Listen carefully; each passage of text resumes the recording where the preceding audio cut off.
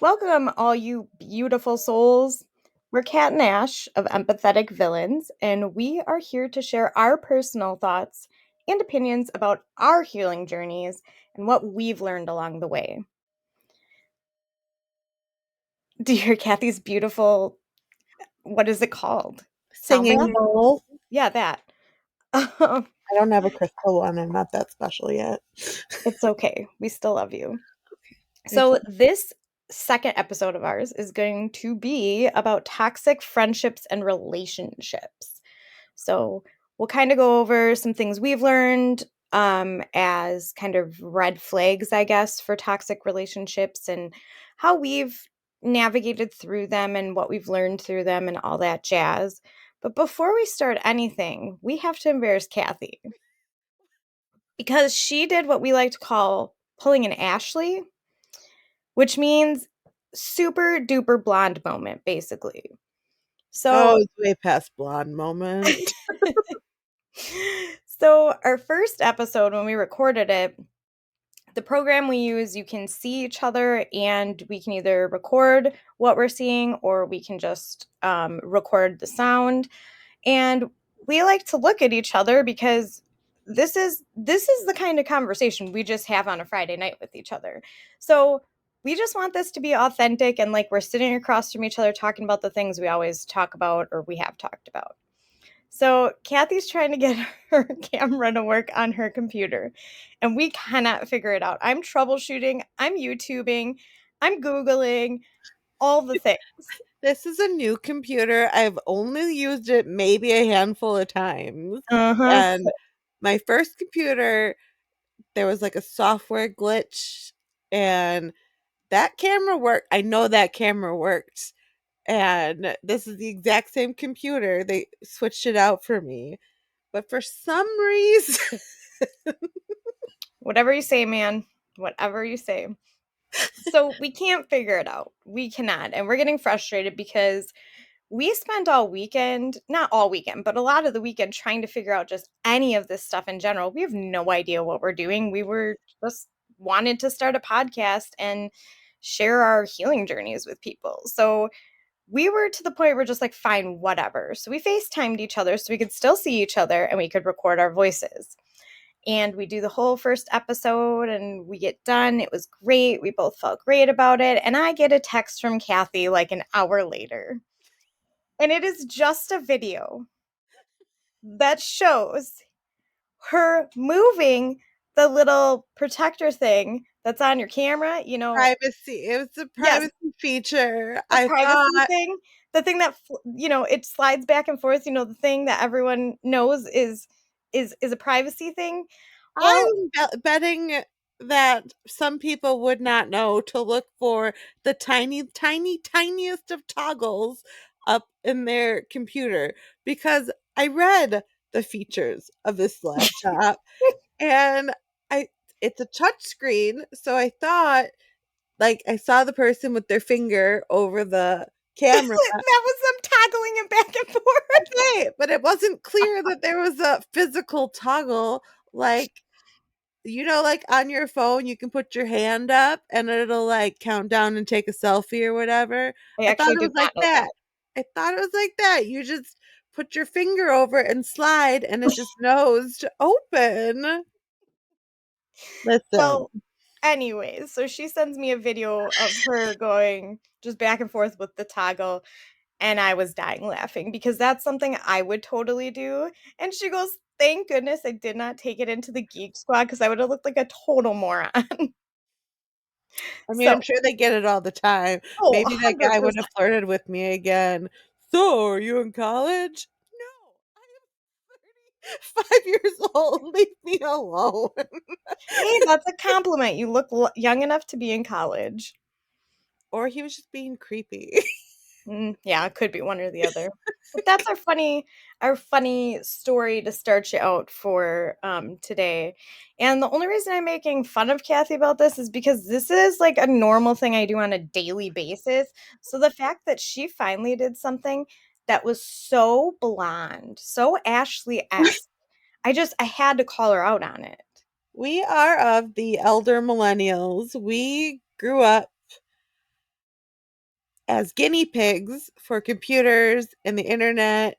And I would like to think that we have been thrown into it and we learned by trial and error. And I think all, that's a good point. but we're expected, like, people classify us technically as millennials that, oh, you should know. Well, just because we can figure it out doesn't mean we know what we're doing. That's why Google was invented.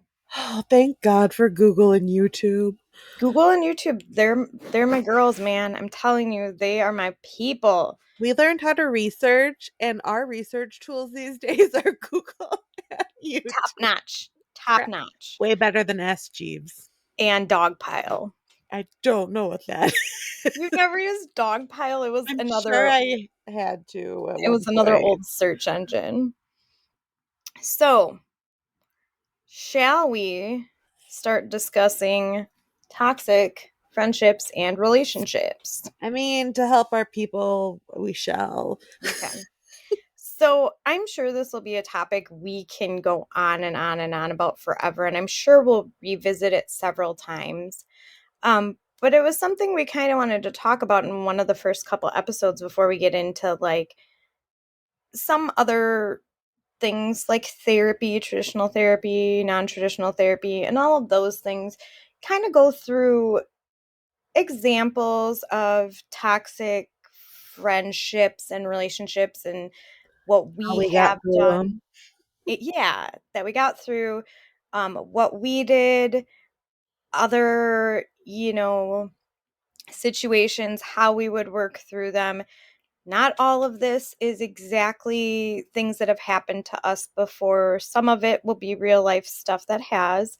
But we will just kind of go over a couple things that we've kind of really grown from and learned from, and um, been able to take a step back and understand why certain things were hurtful, why certain people are very toxic, and how you get yourself into those situations, and then how you get yourself out of those situations.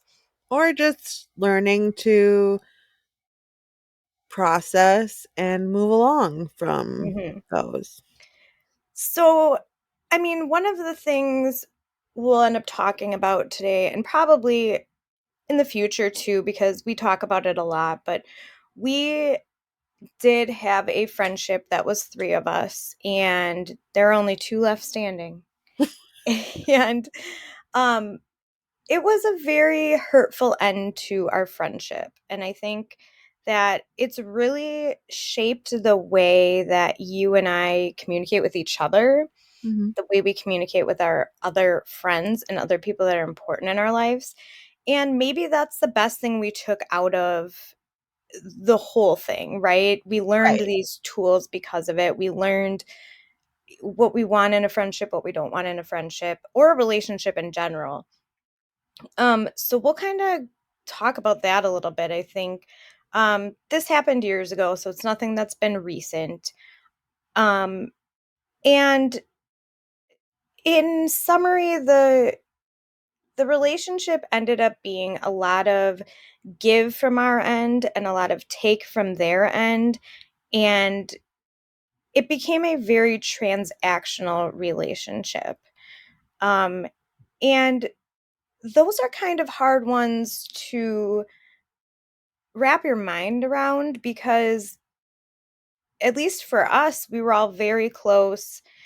Kathy and I are very similar when it comes to friendships. We're throwing our whole heart and soul into that friendship. If we're there, we're there. You need us, we will be there in a second. You want to have the deepest conversation? Great. You want to laugh your butt off? Fantastic. We got you.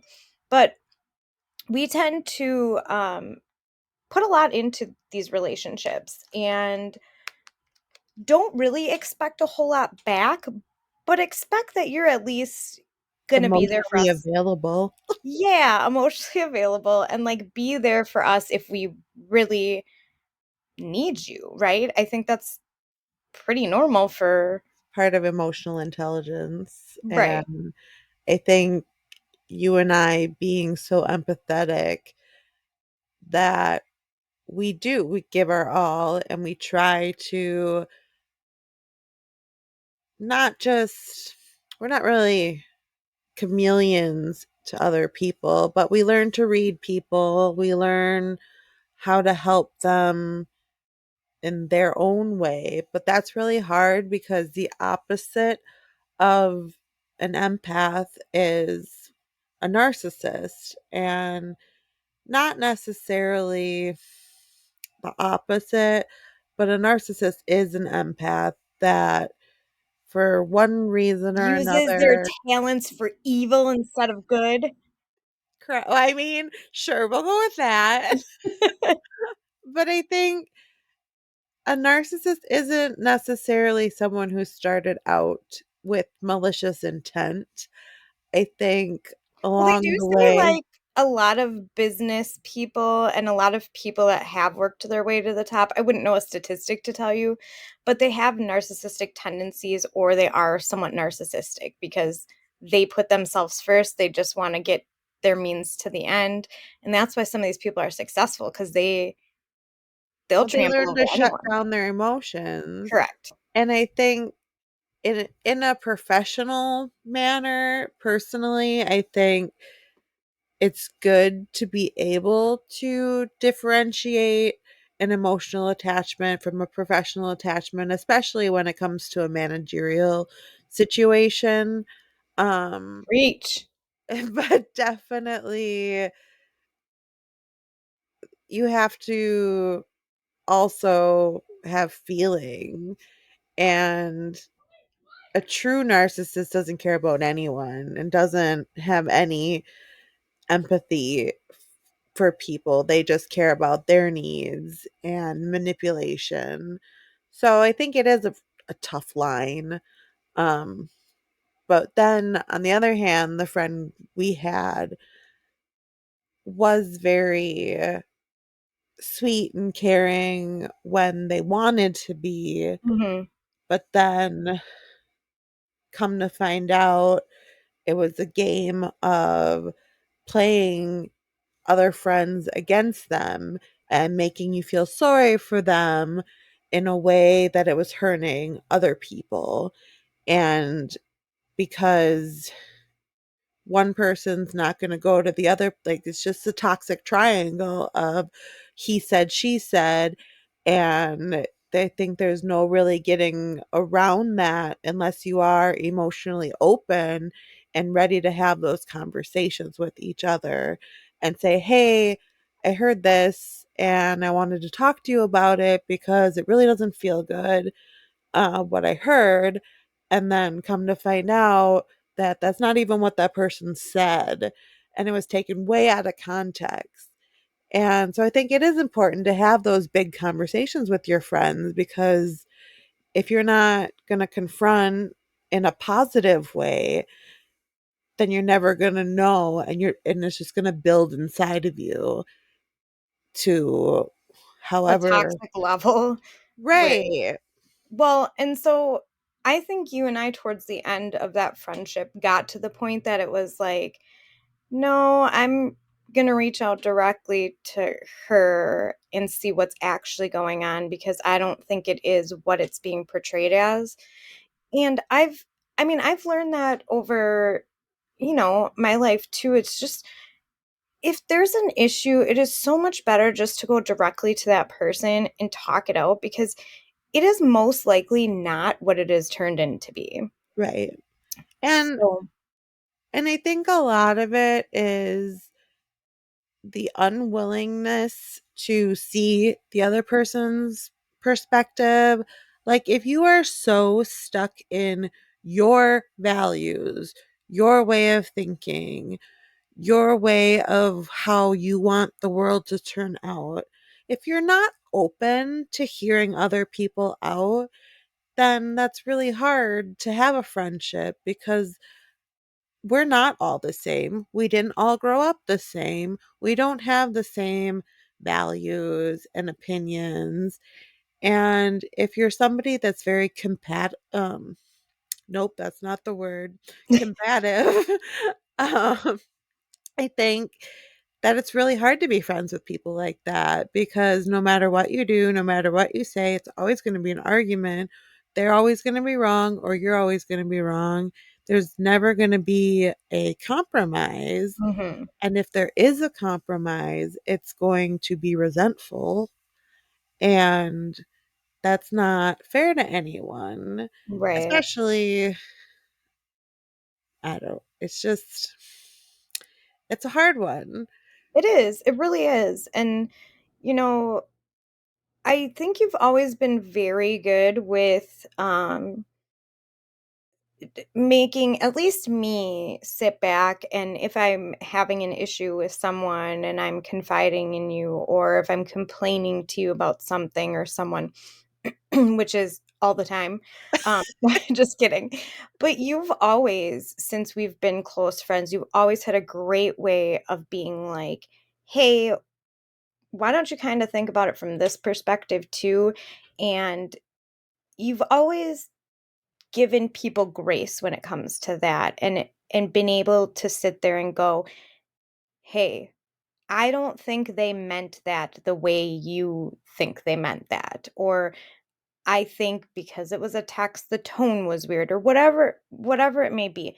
You've always been great at that, and I think that's a really important thing when you have friendship groups that maybe there is, a little bit of toxicity moving around that, and to be able to have those true, honest conversations about it and be able to feel comfortable and say, "Hey, I was told this. What's up? What's going on?" But And then if you have that toxic person, they're gonna deny it. "Well, I didn't say that. That's not mhm, what I meant." mhm. Like, a lot of back and forth, whereas you and I can have those deep conversations and they actually mean something, Right. but when you go to a person that's very closed off like that, they don't see the any point of view. They Right. see what they wanna see, and everybody's wrong, and they're not open to have that conversation or that dialect. Like, when you say, "Hey, we really think you're struggling, and we wanna help you." But if that person's not open to wanting help or Mhm. wanting to change, then nothing's ever gonna change. Right. You can't fix everyone, and my healing journey, that has been a very difficult lesson to learn, not only with friendships, work relationships, romantic relationships. Like, I think I'm finally settling that with that thought process that no, if somebody tells you exactly who they are and they You have listen. they have no interest of changing, you can't change them. And for me, like, I always see the potential of people. Like, deep down inside, I know I can feel who you are and what you're capable of, but that might not be their journey. And Right, they that still have to choose to take that path. right, you always have a choice, Mhm. and if they're not willing to take that chance or make that choice, then you're always gonna be mourning for that person that you think that they are. Absolutely, I think that's a really good point too. Mourning for that person you were hoping they would be, or mourning for that person that you thought they were. That's the hardest part about ending friendships, right? It's when someone shows that they are not who you thought they were. That's devastating. You Mhm. feel completely betrayed in every sense of the word. You realize how much, especially like you and I, when we're friends with someone, we are giving you a piece of our soul. You are now in our soul, we're in yours. Like, we will be there for you no matter what. We care deeply about you. We will do anything for you. If we probably don't let very many people in, I can definitely attest to that. But if you're in, you're in, and you're in unless you give me a reason for you to not be in anymore. It doesn't, Right, trust is so important, and once you break that bond, you cross those boundaries, there's no going back. there's none. Especially for me, like, I'm totally fine blocking people because you don't need to follow me. You don't need to see what I'm doing. You made that choice. I feel like I give people multiple chances I would agree with that. and try to communicate. And you've just shown me that you're a brick wall and that my time and my boundaries mean nothing to you. I have no problem just cutting people off. And some people might say that that's a toxic trait. But for my healing journey, for my peace of mind, I don't I don't think it is. Well, and so like this last couple years, I've done a lot of putting up boundaries. And it's a really good point that if if it's going to affect you and what you're doing and how you're processing things and affect your mental health, there is no reason you shouldn't be able to put up that boundary and say, "I'm done with this. I'm walking away. Maybe I should be trying harder, but I'm done. I don't want to anymore. I don't want this." And people, yeah, probably are upset about that or don't like that. But at some point in your life, you realize that you have to put up those boundaries. You have to protect yourself. And it doesn't have to be a boundary that's crazy or insane or like so over the top, but you should be able to at some point just okay, I'm done. I'm just done. It's not helpful or healthy to me anymore and I can't be a part of it anymore. And that's not to say, like, if you see that person and they initiate small talk, that's not to say you turn around and walk the other direction. Unless they start being rude, unless they start attacking you, I don't see anything wrong with a little, hey, how's it going?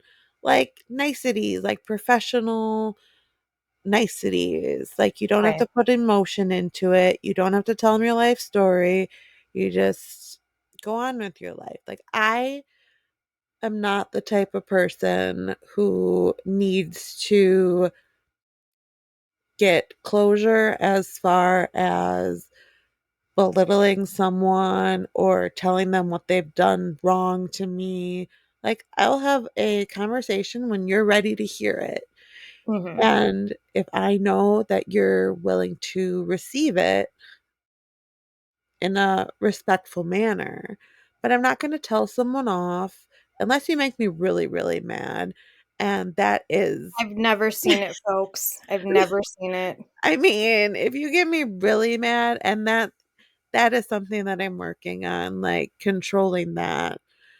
And no, it doesn't happen often. Almost, I don't think it's happened in a really long time. But that is a part of me deep inside that probably does lose control when, like, I have been pushed to that point where you're so disrespected that, yeah, I'm going to stick up for myself. But when it's something like if it's a family member that's always put you down or just makes you feel awful every time you're around them, and I mean, they might not even know what they're doing, Yeah. and everybody has their own trauma, everybody's dealing with it.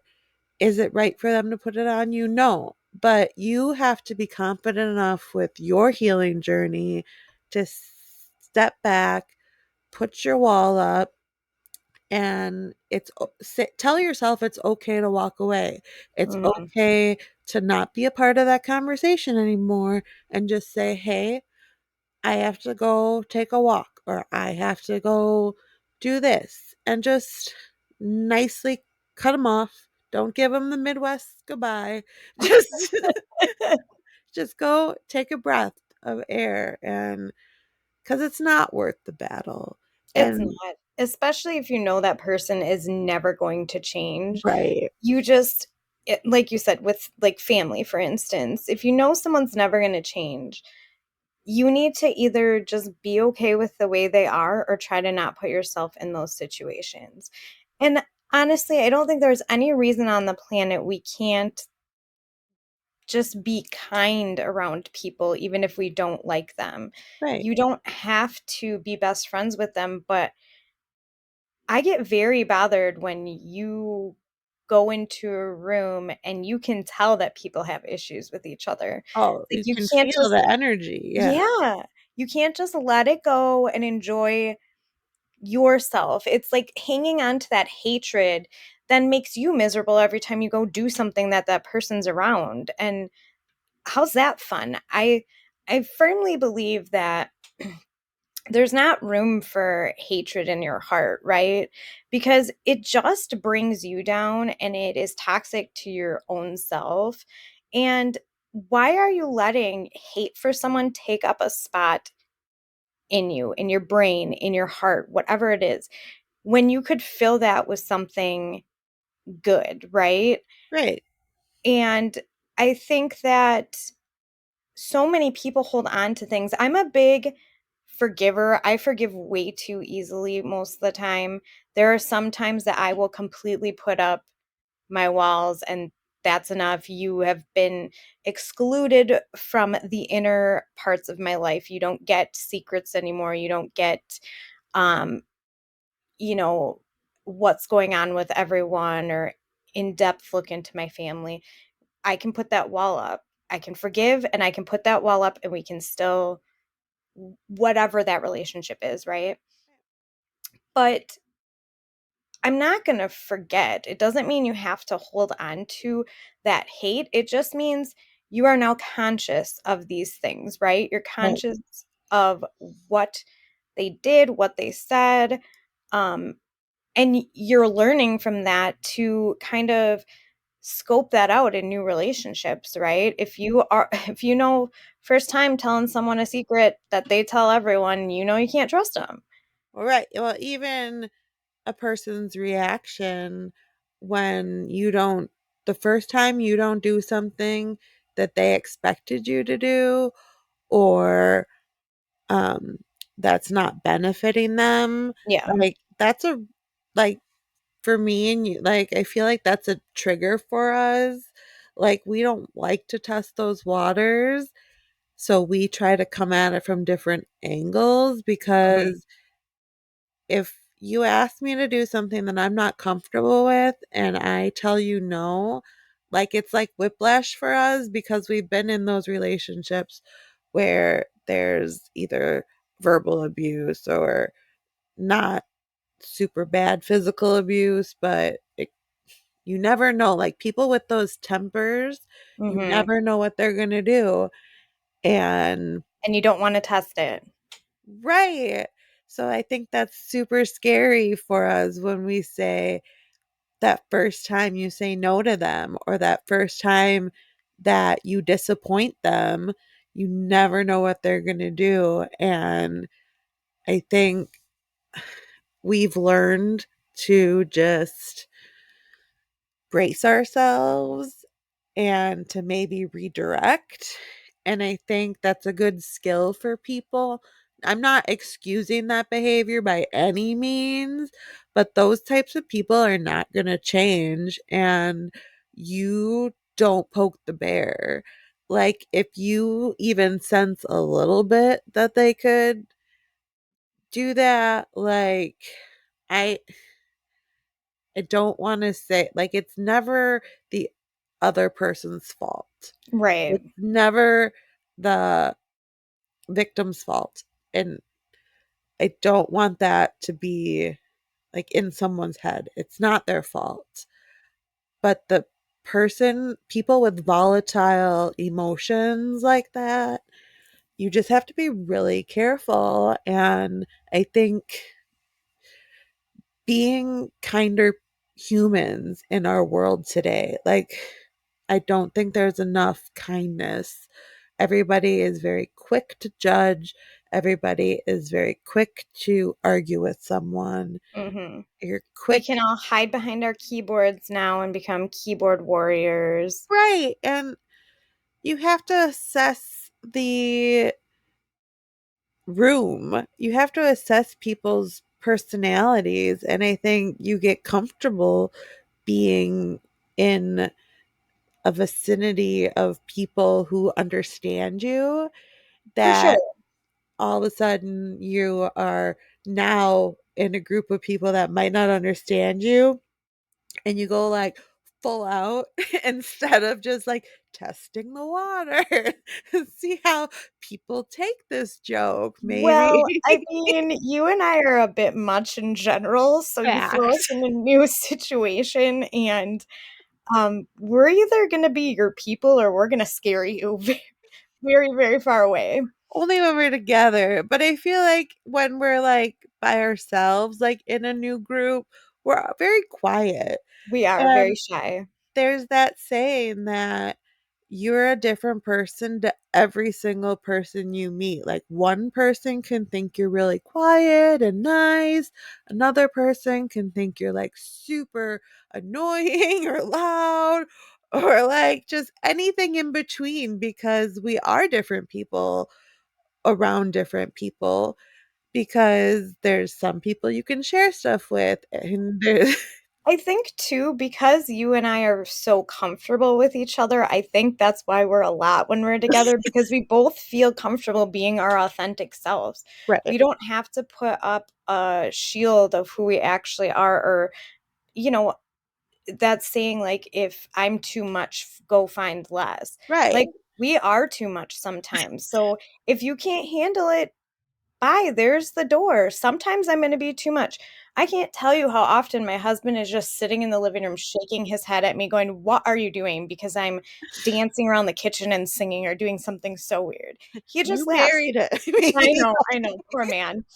But, like, he knows that that's me, it's not gonna change. I'm gonna be the weirdo that's singing Bohemian Rhapsody at the top of my lungs in my car pretending that my phone is a microphone. Like, that's me. That's me normally, but I think, like you were saying too, when you come up to a new group of people, I think because of the situations we've been through and just who we are as people, when we get put in those situations, we are very quiet because we're assessing everything around us. Right, We are trying to, I don't wanna say, like, judge meanly, but trying to judge people's oh, personalities for and, sure. like, how to interact with them and stuff, and so when we walk up to a new group of people, we're just kind of scoping it out, chilling and seeing what's all happening here and trying to Our figure out who our spicy people are. brains are Right, compartmentalizing everything right.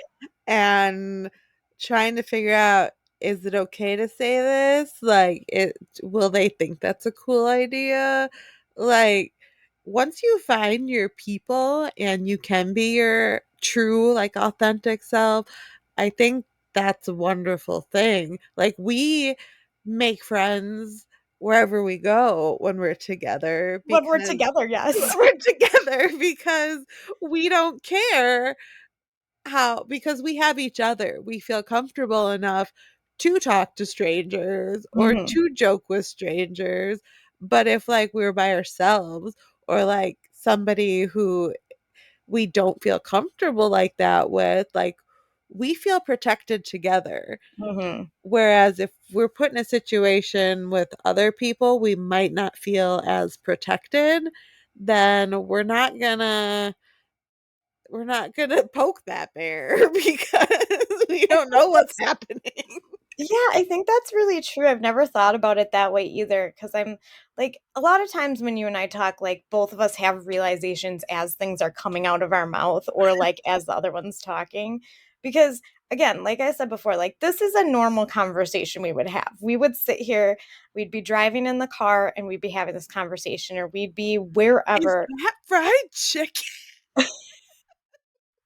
We just would will always be having conversations like this, and these are the things that, like, it gets your brain turning a little bit, and you sit there and you think of things a different way or have a new perspective on it. But, yeah, I think that's a really good point. When we're together, we do feel protected, and I know you've got my back, and you know I've got your back, and I I think will that's not really let you get important. kidnapped. Thank you so much, I love you. I think that's important in a lot of your relationships, right? The people you feel comfortable with are the people that you know have your back. If it Right. came down to it, they are there for you. And if I, or I believe you feel the same way, if I am if I'm letting you into my life, if I love you enough to let you into my life and you are part of my inner circle, and I'm your ride or die and you're not that for me, that kills me. That is what killed me about our last, friendship that Right. didn't end great. That's the part that hurts me because you're always going to be a part of me. And when I finally realized that I've been duped or like it didn't mean to them what it meant to me, that's the most hurtful, right? It, I, just examples like pick you up off the floor when you're crying and are with you for your darkest times and um your kids are important in my life and um that sort of thing, those things, those like primal moments where it's just you just need someone to be there for you because you are broken down so far. And when you go through that with someone and they can't be bothered to even acknowledge your existence a couple years later, that's hard. That's hard for me to have those memories, to have been there for someone and to know it wasn't reciprocated. That's the hard part, right? And you know, yeah, that person has been through other things in their life that make them the way they are, right? We're all the way we are because of our experiences and our upbringing and all of that stuff. So it doesn't mean that person is just a horrible, terrible person.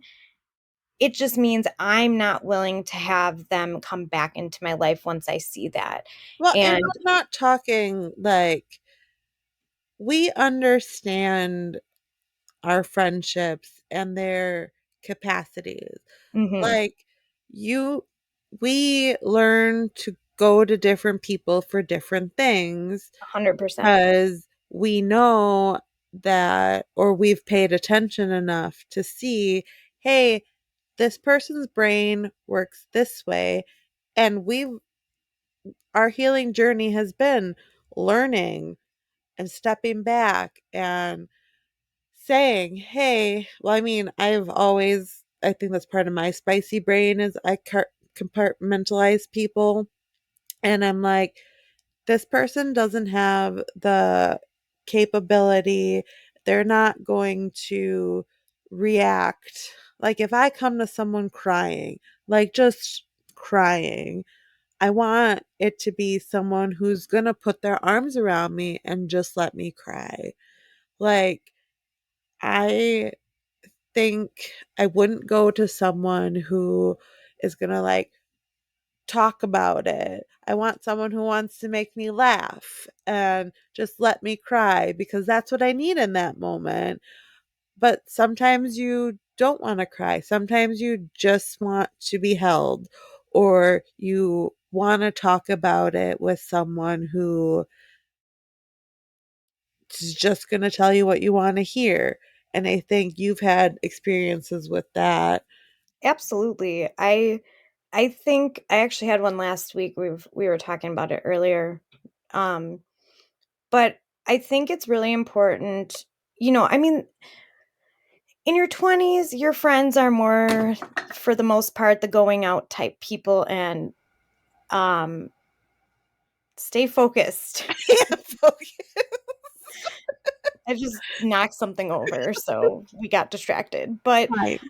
they're the kind of people that are fun to go out with and fun to do, like fun things with, right? Right. Not serious The things. extroverts. Yeah, and then, like, at least for me in my 30s, it's kinda come down to, like, I don't really have many acquaintances anymore. I have my 4 core girls that are my friends, and you all I love you all the same, but you all serve different purposes of Right. friendship almost.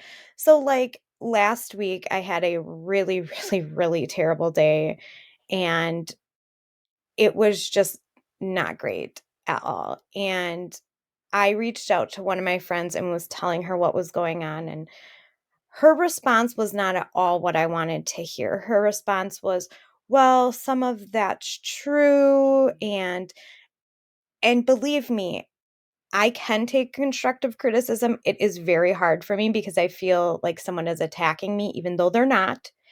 Um, but normally, 10 years ago, a friend saying that to me, going, well, maybe they're right, I would have lashed out. I would have lost my mind.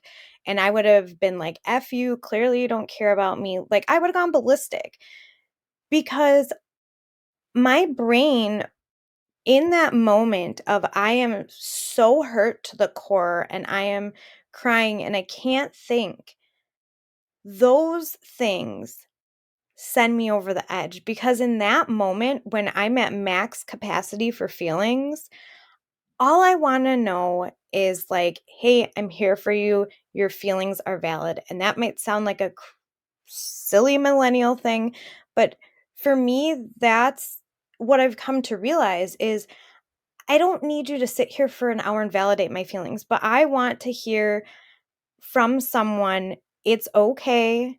You're allowed to feel that way. That is upsetting. Give it the night, revisit it tomorrow. So I went to Kathy, obviously, and Kathy is so good with validating your feelings, but still will call you out on your BS. Let me tell you, she will tell you when you need to be called out, which In is a a nice way. good friend to have if they can do it in the right way. Good thing for a friend to be. So this other friend then, Kathy gave me all the validation I needed. She's her normal, perfect, fantastic self. Practically And perfect in every way. Far from, far from. and practically very imperfect, both of us in every Correct. way. But Imperfect produce.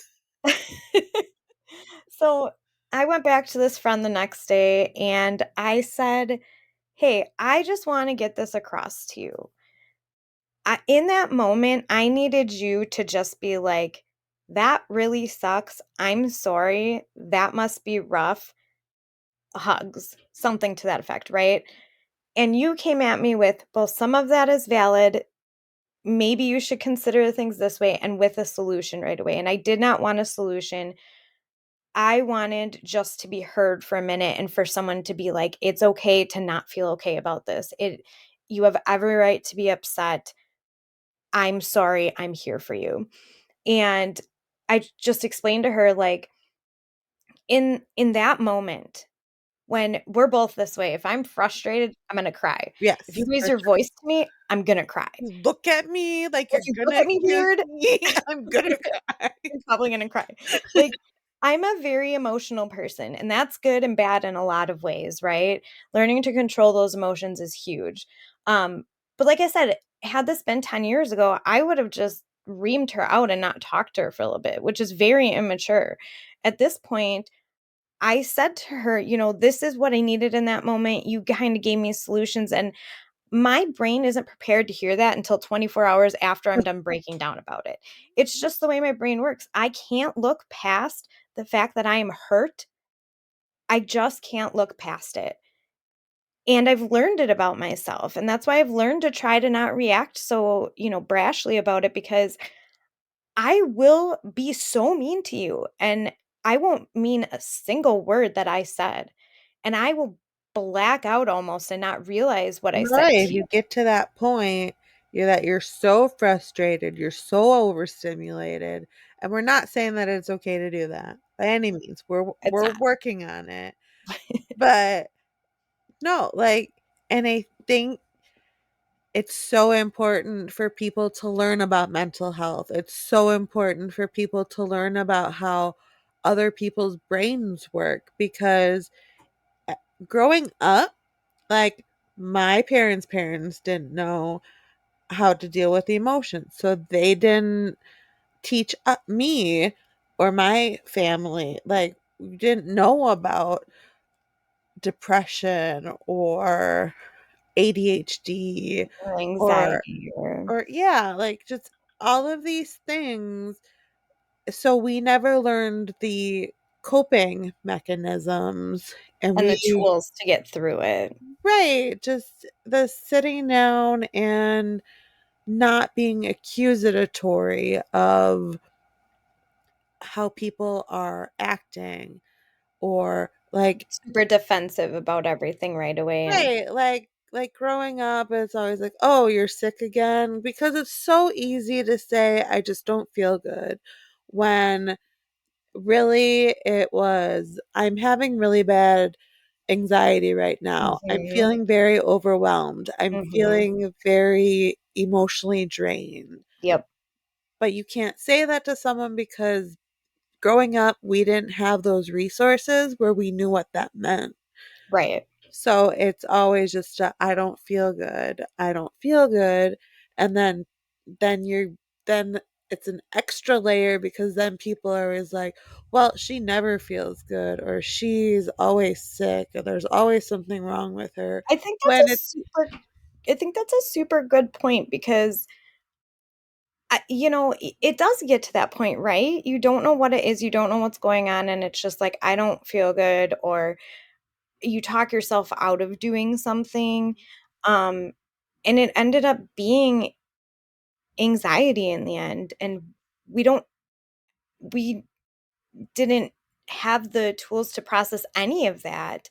And our parents didn't have the tools to process any of that. And one of the things, like I've talked to my dad about before, is, you know, we'll go into depth in this if he's okay with it, a different episode, but like he wasn't really a therapy dude for a long time. And now he believes in that stuff, and he's learned and grown, and it's because they didn't our parents didn't grow up knowing anything about this stuff. right. Their parents didn't know. And I think it's cool that people like my parents are finally like becoming a little bit more open to this stuff or understand it better. And our generation is, and it gives me hope for our kids' generation to be able to have the tools so much earlier in life than, say, your parents in their 60s just gaining these tools.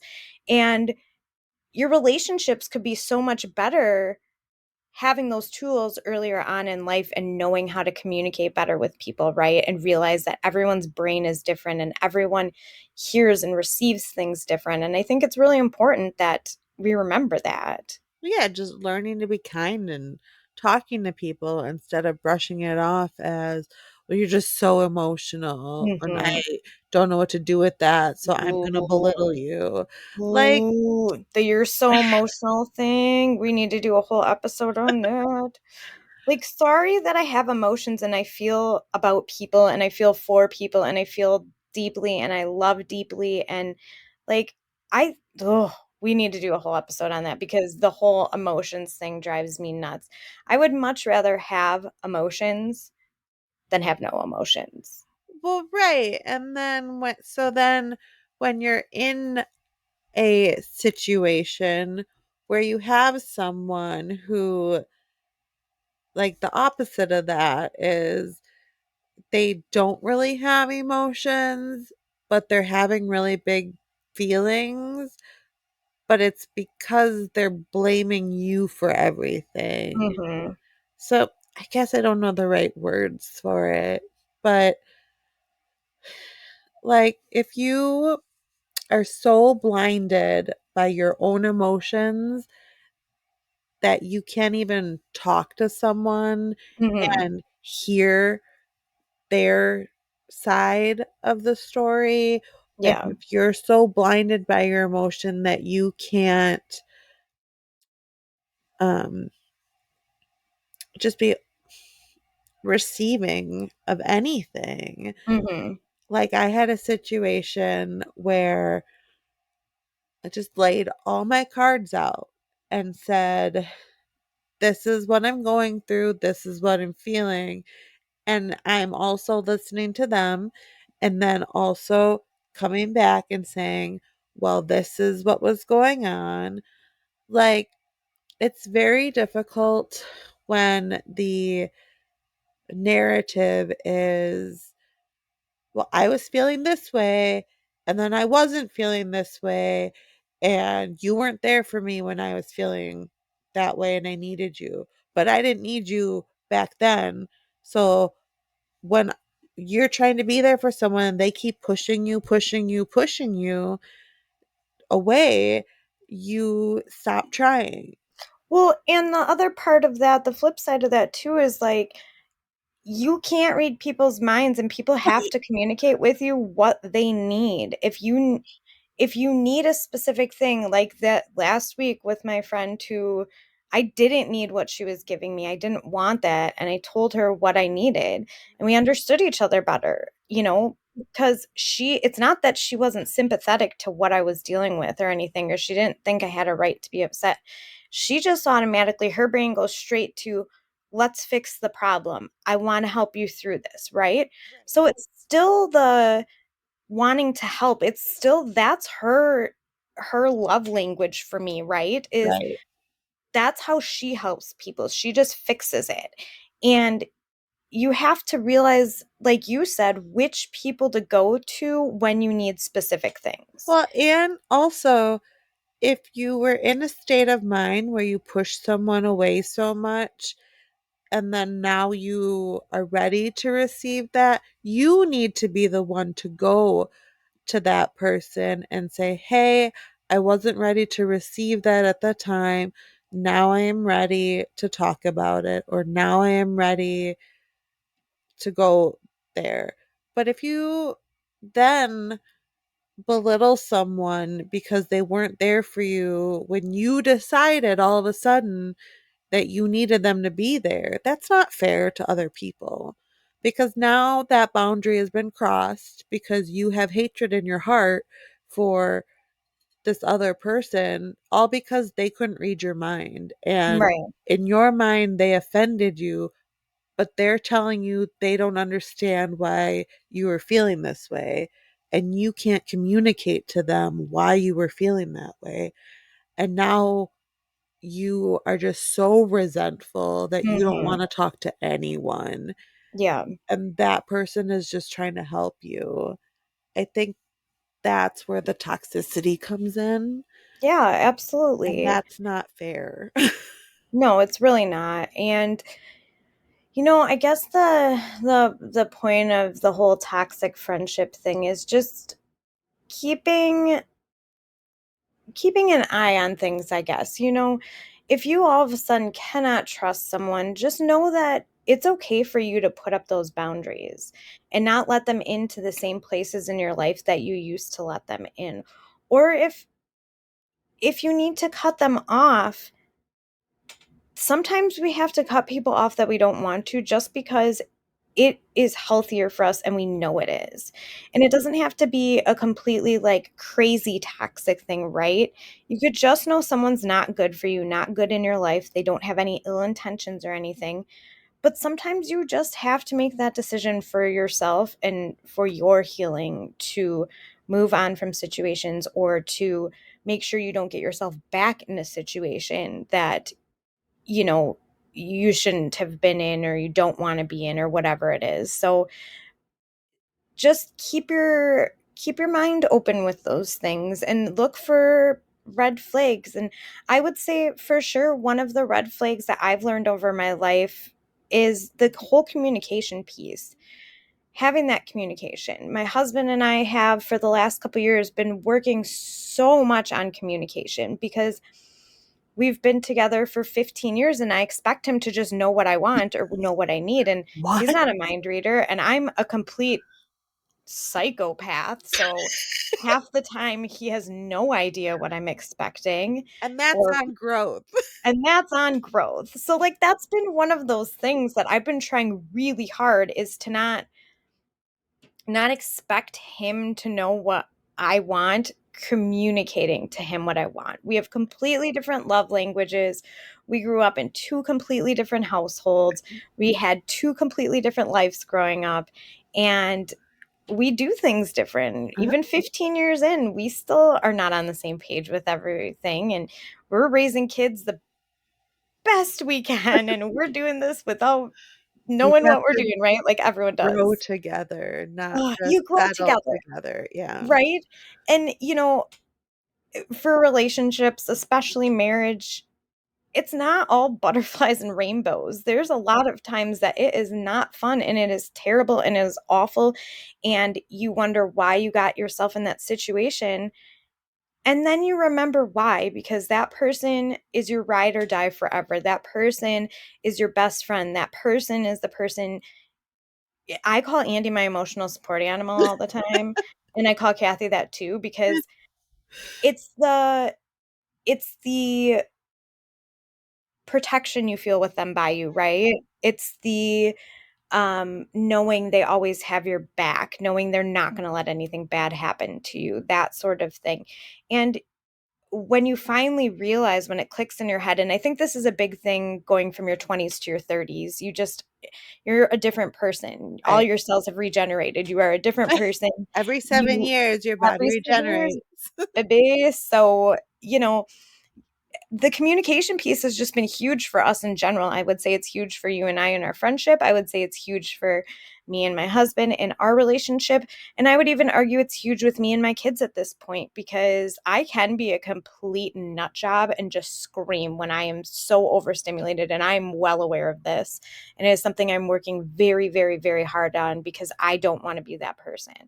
But being able to, even if you yell at your kids, step back afterwards, go to them and say, "This is why I was upset. You were going to do this. You were going to get hurt. You Right. were going to do this, and this is what could have happened. And I love you, Mhm. and I don't want bad things to happen to you." So it's a mix of that stern parenting and that gentle parenting. I feel like Well, if you're everything just else. yelling, yeah, if you're just Right, yelling, they don't know why you're yelling at them. right. And It's I feel like a lot of our stuff that we'll be talking about on this podcast is kind of the middle where all of these things meet, right? It's not being super strict, not being a gentle parent. What can you take from both areas? Not that there's anything wrong. I mean, if you are not physically or mentally scarring your child, I say do you, right? I mean, I I can't say that remember one. that you're growing little minds and Yeah, they and can't always communicate. So you gotta try to understand them on their level and not on an adult level. well, and I what I do a lot and things I've talked to my husband about is I bring myself back to that age Yeah, sometimes, right? And I think of things that I'm gonna use traumatized, but not like traumatized, right? But those trigger small word. traumas in your life that kind of shape you, and it doesn't have to be anything terrible, but like, I remember this time I did this and I got in so much trouble, and now I don't feel comfortable talking about this because it brings back those memories, Right, or now I feel like I can't tell this person this because I got yelled at or whatever, right? right. You bring yourself back to that level and you think about these things from a kid's perspective. I'm scared to sleep in my room at night. I remember being terrified every night to sleep in my room, but I had to sleep in my room. And sometimes I'm way too lenient with them and they get to sleep in our bed. And I struggle in my mind. It's the difference between they're only little for so little time and they're only gonna want to cuddle with me for so many years. And I want my own personal space, right? So I feel like my brain is just a consistent battle of finding the medium place in between one extreme or the other.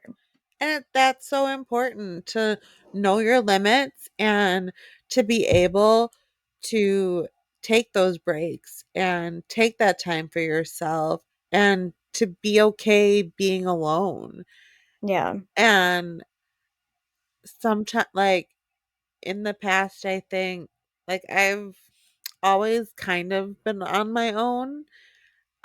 So when I was getting that attention from like a male, and I think I was giving them too much of me and I was giving everything because hey, I don't want I was probably smothering them because I want your love and affection. I don't want to make you mad.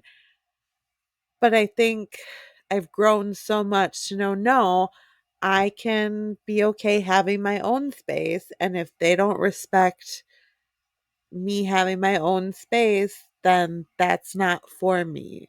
Like, it's I think okay to be alone and it's okay to take time for like, and I'm not saying like you need to go be alone, like in your own house, whatever. Like, you can have space together. Like, Ashley and I, like, we're totally fine doing our own things and being in the same area. Like, I don't have to talk to you and entertain you 24/7.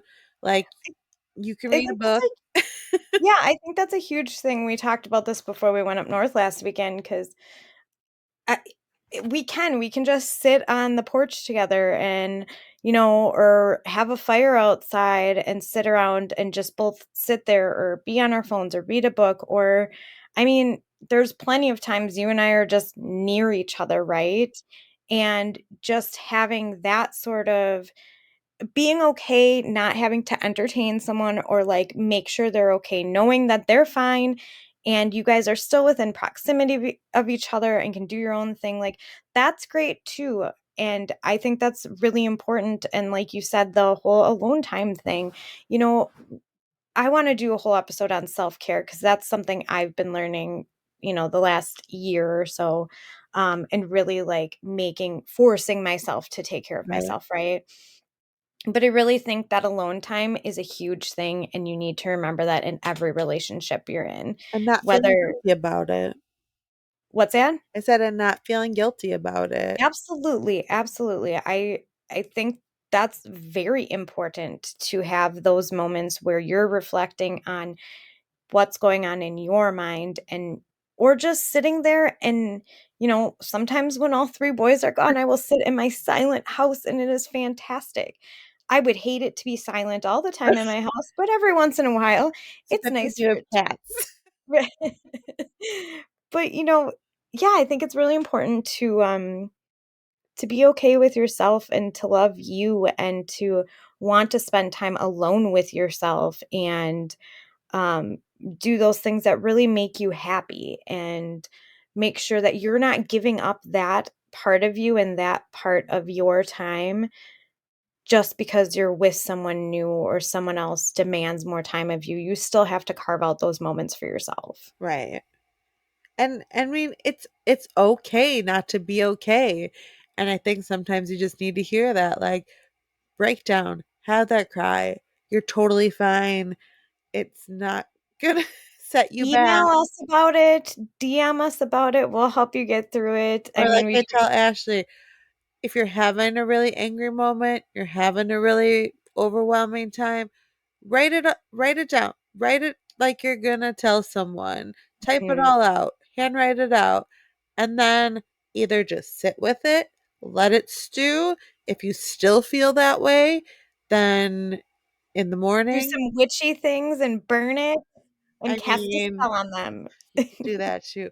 But no, but like marinate on it, and if you're still having those strong feelings, then talk to the person about it. But if it's Right. something that you woke up and you said, "Hey, I'm okay with this," or "Hey, I wasn't thinking a certain way," or I think I I was think that 24 to 48-hour period after something happens like that is super crucial because you are not gonna feel the same way about it 2 days later.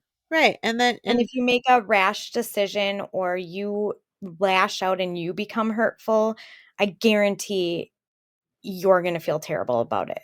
right, and once you've had time to think about it, like, as again, everybody has their own way of how their brains work. Like, me personally, I have an ongoing dialogue in my head all the time. Mhm. So I'm constantly running the conversation over and over and over and over again in my head. So if by some means maybe something shifted and I figured it out, and I figured out that maybe I was the problem, and that maybe that It's me. person had I'm the problem, it's me. but you know what I mean? Like, kind of like when you have an argument with someone and then, like, 2 days later, you come up with the best, like, comeback ever. It's kinda like that. Like, just marinate on it.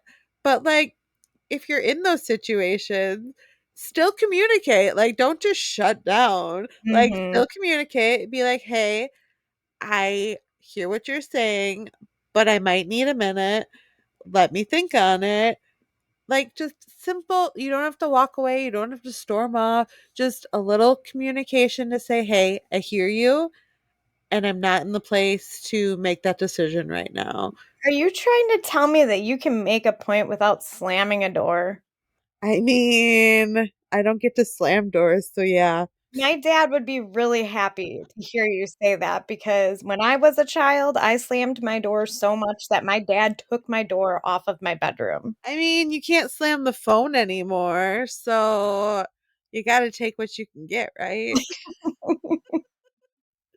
I mean, it Oh, does man. feel good sometimes to throw things, but don't throw things at people because Yeah, that doesn't help. people tend to frown upon you throwing things at them. Right. If you're that kind of person that has to get your energy, anger out, I suggest like one of those boxing things Yeah. or go outside and stomp on the ground. Go punch a tree or something, all No, right? no, Beat no. the walls of We're not punching hard things because we don't want to go to the ER. Like we're not breaking things.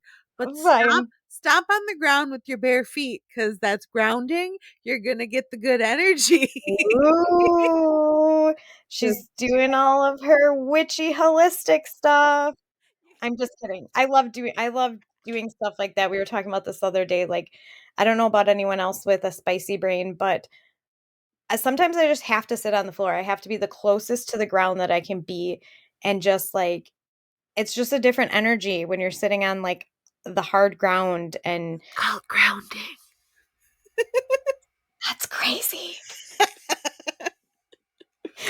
So, yeah, I think we're gonna cut this off pretty soon here because, Somebody's got to go pack.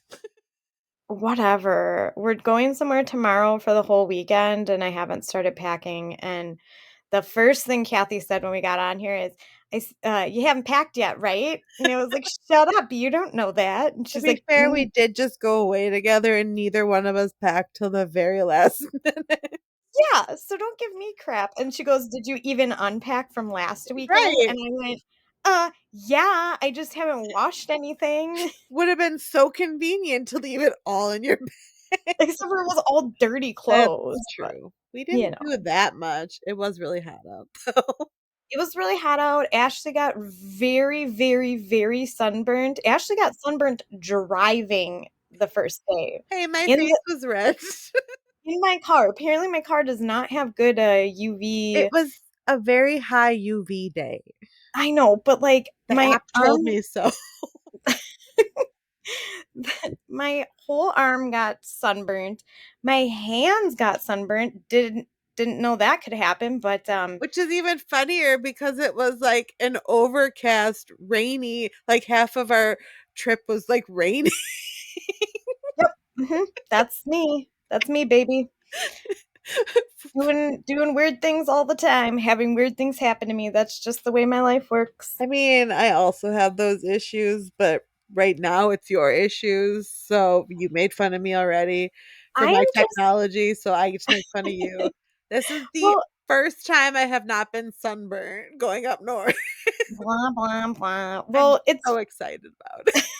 it's funny because Kathy and I joke about all the time how, like, we use all of our brain cells at work, so then we get home and it's just like, I can't think anymore because we both have pretty demanding jobs and we're very fast-paced workers and we have a lot of responsibilities on our plate. So we get home and both of us are just like, "Mm-mm, that brain's not doing any more braining today." And yesterday, I just rough day yesterday.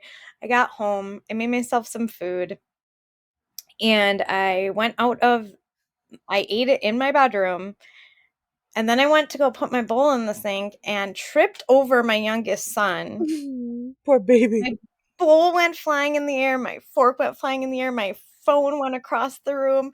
My son's crying because I tripped over him. I'm pretty sure I broke my toe. So Is that it back happened, in and blue then today? it's not looking Oh, that's great. oh no. It's not looking great. And so then my oldest son comes up to me and goes, "Mom, can you make me some popcorn?" So I make him a bowl of popcorn, and I'm trying to hand him his bowl of popcorn, and I dump it upside down all over the floor. So then I have to vacuum all of this up and make more popcorn. He's crying because his popcorn was spilled on the ground and it was just But the fantastic. cat's super happy. But the cat was super happy. Little Char Char would go crunch, crunch, crunch on all of that. And I had to pick it up right away before she could eat the entire bag because she is a vacuum cleaner herself. Hey, you leave my little Charmander alone. Oh, goodness. I'll have to post a picture of our little chonk at some point. But yeah, we're over an hour at this point, so people probably aren't listening to us anymore. Hey, I like long podcasts. That means I don't have to switch it. I do too, but I know some people don't. You've So, listened to our Midwest accents long enough.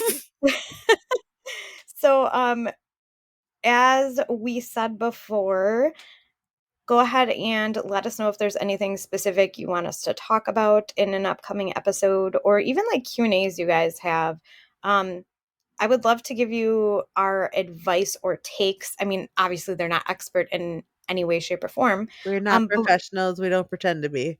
no, no, we don't even play one on No. TV. Um, but we both have very different takes when it comes to specific things. So if you need advice from two unprofessional, not unprofessional, not professional, I don't know, people who have two different spicy brains, we would love to help you We're figure out. holding space for you. Absolutely. So, yeah, let us know if you have any questions. Give us some ideas for future podcasts. You can check us out on Instagram, Facebook, and I don't think we've started anything on YouTube, but look for our spicy adventures with Cat and Ash Do Things on YouTube It's going to be epic someday. someday. Well, we wish you all supportive healing journeys and thank you for joining us for our ride. And, healing ain't easy. It So, ain't. It ain't. But we're here for you to help you do it. yep. Thanks, guys. Have a great day. Bye.